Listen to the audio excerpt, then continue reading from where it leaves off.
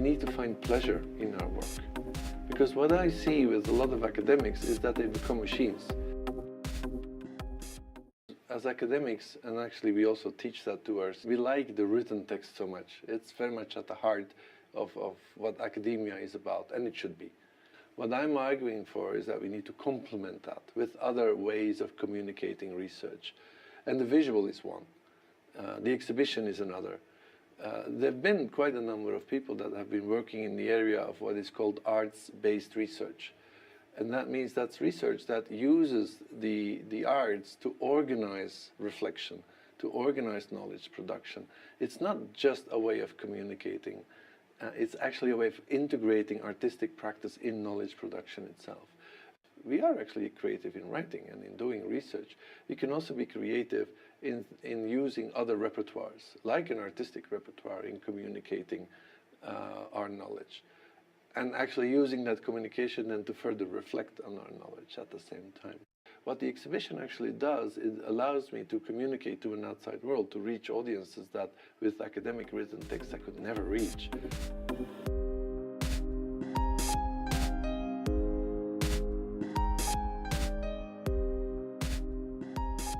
Well, the exhibition in a way is about Cyprus, and in another way it's not. Let me start with the last part. I think the exhibition deals with the role of nationalism and the role of antagonism in society, actually in different societies in the world. And what I try to do is to look at how nationalism and antagonism, the logics of conflict, the logics of the enemy, go into commemoration sites, go into statues. How these statues actually communicate nationalism and communicate the logics of heroism, the logics of war.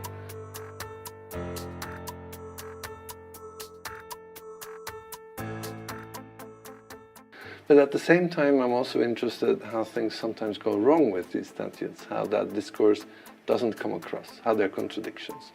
And sometimes also how there are counter-hegemonic logics, how some statues tell a very different story, a story of peace, a story of tolerance, a story of diversity. And I think that's a fairly universal story. But at the same time, it is about Cyprus. Every conflict is contextualized. So in the exhibition, you'll find a lot of references to Cyprus simply because the research is done in Cyprus and it tells a story about Cyprus, making it, on the one hand, a very global narrative, but also a very local narrative. The exhibition is called Iconoclastic Controversies because it's exactly referring to these political struggles over memory. Memory is not stable. Memory is something that is constructed. When we talk about war, we talk about the enemy. We talk about destroying the other. We talk about defining the other as radically different. That is antagonism. But there are other ways of thinking about the other. For instance, there are ways of thinking about the other as being part of conflict, but not the enemy, but the adversary. Thinking about the other as other, but still respecting the political space that both parties are in. And that is called agonism. And we need to rethink what the hero is and how we commemorate the hero. And I think having more attention to people that did wonderful things, that in very difficult circumstances were very courageous, not by joining the people that called for death and destruction, but by trying to resist that, trying to show the humanity in the other. I think we need to celebrate these people more and these organizations more.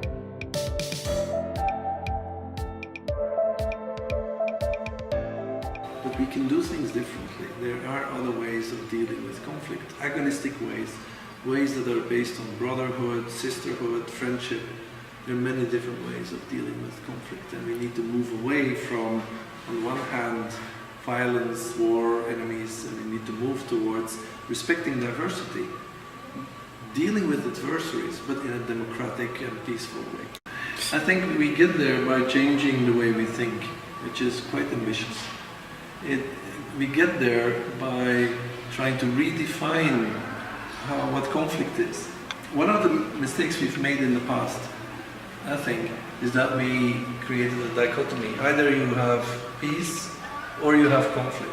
And what I argue is we need to understand that we can have conflict and peace together. But not violent conflict, but still conflict. And I think understanding that, learning from that, is crucial. But I have history against me. We have thousands of years of people selecting options that are based in violent conflict. So I can say whatever I say, but history works against me.